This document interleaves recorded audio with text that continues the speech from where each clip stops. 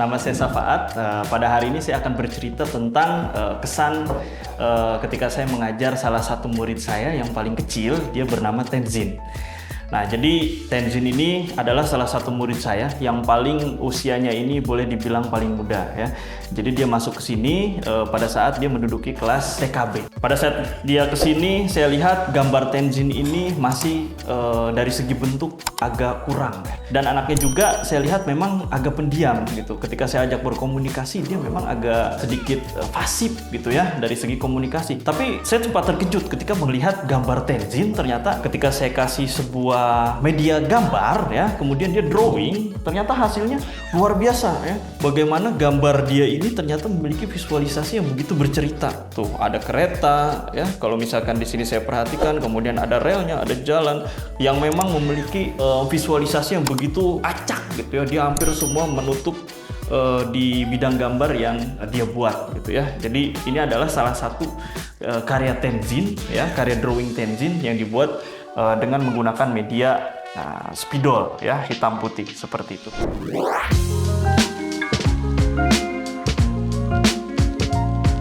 Untuk pendekatan yang bisa saya lakukan untuk menggali potensi Tenzin, apalagi dia terbilang anak yang memang masih di usia dini ya, biasanya saya akan mengangkat hal-hal yang dia sukai terlebih dahulu dengan metode bercerita gitu. Jadi saya ceritakan, misal dia memilih MRT, saya akan mengambil cerita tentang kereta itu sendiri ya, bagaimana dia, pengalaman dia bisa naik MRT, kemudian tujuannya kemana, termasuk secara bentuk MRT itu pun akan saya gali ya, seberapa jauh pemahaman dia tentang MRT itu sendiri, misalkan seperti itu ya. Nah kemudian saya akan tanya juga, kemarin kamu habis nonton apa, kemudian kamu harus kemarin bermain games apa gitu. Nah biasanya dia akan tertarik dengan objek-objek yang memang pernah dia temui lewat games, kemudian lewat hal-hal yang dia tonton dan lain sebagainya. Nah Tenzin, kenapa gambar ini? Kamu kenapa gambarnya MRT? Karena kereta. Oh, karena kereta. Yang menarik buat Tenzin dari kereta apa? Karena nggak macet. Oh, karena nggak macet. Makanya kamu seneng naik kereta. Gampang nggak gambar kereta? Gampang. Oke, dilanjutin ya. Nanti diwarnai semua di sini ya. Nah, nanti relnya kamu kasih warna di sini. Ini kan warnanya coklat ya. Coklat ke arah orange ya, lebih ke terakota warnanya. Nah, nanti yang sebelah sini relnya baru kamu warnai abu-abu, tapi yang di bawah rodanya nanti kita kasih abu-abunya lebih gelap sama kayak si kepalanya ya. Oke, nah lanjut diwarnai. Kita gali dulu kesukaan dia, kemudian setelah itu baru kita proses dia untuk bisa menggambar seperti itu ya. Dan pada saat proses menggambar pun biasanya kita tidak kasih pensil atau kita tidak kasih penghapus.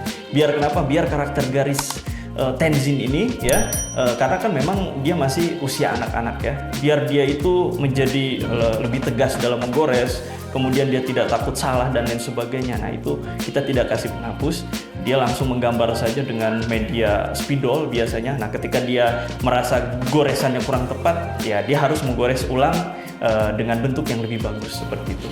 Nah sehingga nampaklah karakter garis dia ya, goresan khas yang memang dimiliki oleh anak seusianya.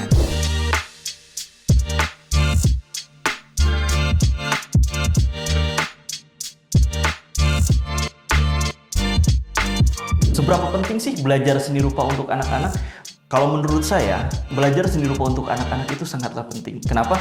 Kita mempelajari seni rupa untuk seorang anak itu bukan berarti kita ingin mengarahkan dia untuk menjadi seorang seniman saja. Tapi bagaimana ketika kita memperkenalkan pembelajaran seni rupa untuk anak usia dini, kita juga membantu dalam proses perkembangan kepribadiannya. Mulai dari misal dia menggores ya, dia menggores dengan sesuatu yang ada di pikirannya ya. Kemudian dia visualisasikan imajinasi-imajinasi yang dia sedang pikirkan gitu ya.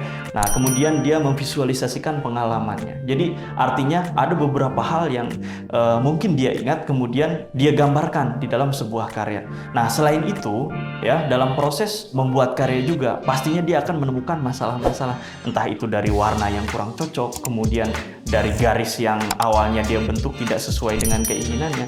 Nah, ini akan membantu dia untuk mengembangkan kreativitasnya, yaitu bagaimana dia bisa memecahkan masalah. Kemudian bagaimana dia juga bisa mengambil keputusan ya untuk warna-warna yang dia pilih. Bagaimana juga dia bisa melatih kepercayaan diri dia gitu ya di dalam perkembangan pribadiannya.